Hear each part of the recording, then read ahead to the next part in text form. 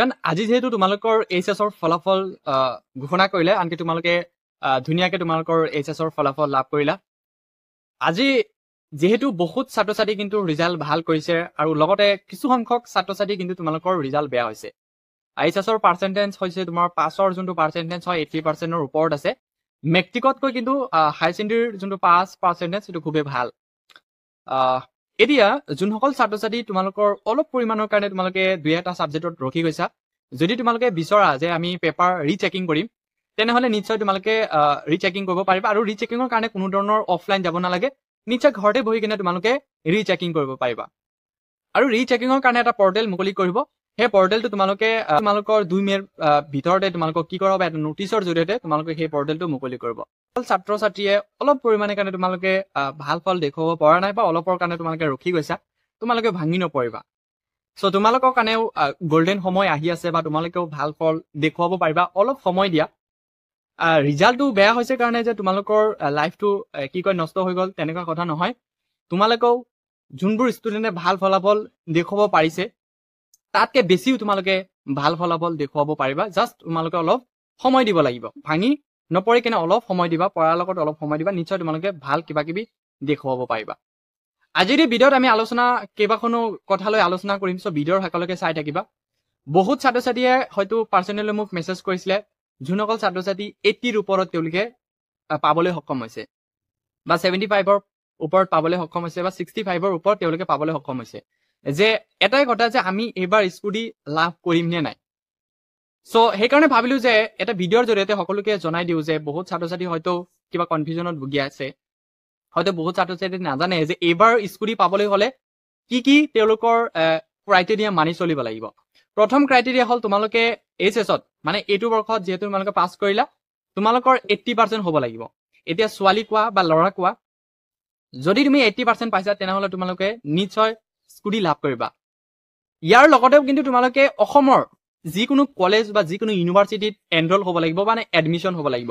যদি তুমি নিটৰ কাৰণে, যদি তুমি JEEৰ কাৰণে, যদি কোচিঙৰ কাৰণে যদি তুমি অসমৰ বাহিৰত ষ্টেটত যদি তোমালোকে এডমিশ্যন কৰা বা যিকোনো কোচিং চেণ্টাৰত যদি তোমালোকে এনৰোল কৰা আৰু সেই এনৰোলটো যদি তোমালোকে দেখুওৱা, বা যদি তুমি ঘৰতে বহি সেল্ফ ষ্টাডি ইউটিউবত হওক যিকোনো তোমালোকে কোৰ্চ কিনি কেনে তোমালোকে পঢ়ি আছা বা পঢ়ি থাকিবা, তেনেকুৱা দেখালে কিন্তু তোমালোকৰ এইটো বৰ্ষত কিন্তু স্কুটি লাভ নকৰিবা।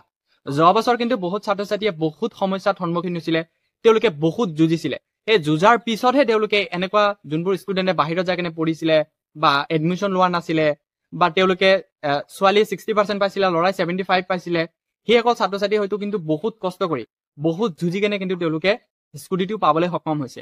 চ' এইটো বৰ্ষত সেইকাৰণে তোমালোকক আগতীয়াকৈ মই ভিডিঅ'ৰ জৰিয়তে এটা ইনফৰমেশ্যন দি দিছো যে এইটো বৰ্ষত যাতে তোমালোকে এনেকুৱা ভুল নকৰা যে 80% পাইছা, তোমালোকে বাহিৰত এডমিশ্যন কৰিছা, অসমত যিকোনো কলেজ বা ইউনিভাৰ্চিটিত এনৰোল কৰা নাই। এটলিষ্ট স্কুটি পোৱাৰ কাৰণে তোমালোকে অসমতে যিকোনো কলেজ আৰু ইউনিভাৰ্চিটিত এনৰোল কৰিবা। এনৰোল কৰি কেনে যেতিয়া তোমালোকক স্কুটিৰ কাৰণে ৰেজিষ্ট্ৰেশ্যন আহে, তেতিয়া যাতে তোমালোকে সেই চাৰ্টিফিকেটটো দেখুৱাব পাৰা, আনকি এডমিশ্যনৰ ৰিচিপ্টটো যাতে দেখুৱাব পাৰা। বহুত ছাত্ৰ ছাত্ৰীক মই যোৱা বছৰ তেনেকুৱা কৈছিলো, আৰু যোনসকল ছাত্ৰ ছাত্ৰীয়ে এডমিশ্যন কৰিছিলে সেইসকল সকলো ছাত্ৰ ছাত্ৰী কিন্তু স্কুটি পাবলৈ সক্ষম হৈছে। চ' এইখিনি কথা তোমালোকে মানি চলিবা। এতিয়া যিহেতু এডমিশ্যনৰ সময়, সমৰ্থ পৰ্টেল ইতিমধ্যে খোল খাইছে। 11 এপ্ৰিলৰ পৰা তোমালোকক সমৰ্থ পৰ্টেলত ৰেজিষ্ট্ৰেশ্যন চলি আছে ইউজিৰ কাৰণে। বহুত ছাত্ৰ ছাত্ৰী এতিয়া যিহেতু তোমালোকে BA এডমিশ্যন কৰিবা, BHCত এডমিশ্যন কৰিবা, বিকমত এডমিশ্যন কৰিবা, চ' তোমালোকে সমৰ্থ পৰ্টেলৰ জৰিয়তে এডমিশ্যন কৰিব লাগিব। যোনটো কলেজত তোমালোকে এডমিশ্যন কৰিব বিচৰা সেই কলেজটো তোমালোকে চিলেক্ট কৰিব লাগিব। কেনেকে তোমালোকে ৰেজিষ্ট্ৰেশ্যন কৰিব লাগে নিশ্চয় মই ডেছক্ৰিপশ্যনত ধুনীয়াকে ভিডিঅ' এখন দি দিছো, কেনেকে তোমালোকে কলেজ চিলেকশ্যন কৰিবা, কেনেকে ছাবজেক্ট চিলেকশ্যন কৰিবা, আৰ্টছৰ কাৰণে কোন কোন ছাবজেক্ট চিলেক্ট কৰিব লাগে, বাকী কমাৰ্চৰ কাৰণে কোনটো চিলেক্ট কৰিব লাগে, ছায়েন্সৰ কোনসকল ছাত্ৰ ছাত্ৰীয়ে কি কি ছাবজেক্ট চিলেক্ট কৰিব লাগিব। যিহেতু এতিয়া তোমালোকে যদি BA এডমিশ্যন কৰিব যোৱা, আণ্ডাৰ গ্ৰেজুৱেটত যদি এডমিশ্যন কৰিব যোৱা, তোমালোকৰ ছাবজেক্ট কিন্তু বহুতে চেঞ্জ হৈছে। NEP 2020 যোনটো নেশ্যনেল এডুকেশ্যন পলিচি, এই নেশ্যনেল এডুকেশ্যন পলিচিত কিন্তু বহুত ছাবজেক্ট চেঞ্জ হৈছে। এনেকুৱা এইবোৰ ছাবজেক্টৰ লিষ্ট তোমালোকে চাই ল'বা, মই ডেছক্ৰিপশ্যনত সকলো ডিটেইলছ মই ধুনীয়াকে দি থৈছো। এতিয়া ইয়াৰ মাজত যোনসকল ছাত্ৰ ছাত্ৰী আছে, ছাত্ৰৰ কথা কোৱা নাই, ছাত্ৰী আছে নিযুত মইনাৰ কাৰণে এলিজিবল হয়। ইউজিত যদি তোমালোকে এডমিশ্যন কৰিব খোজা তেনেহলে তোমালোকক প্ৰতি মাহত যোনসকলে তোমালোকে এতিয়া BA BHC আৰু বিকমত এডমিশ্যন কৰিব যোৱা ছাত্ৰীসকলক কৈছো, তোমালোকে 1250 টকাকৈ লাভ কৰিবা।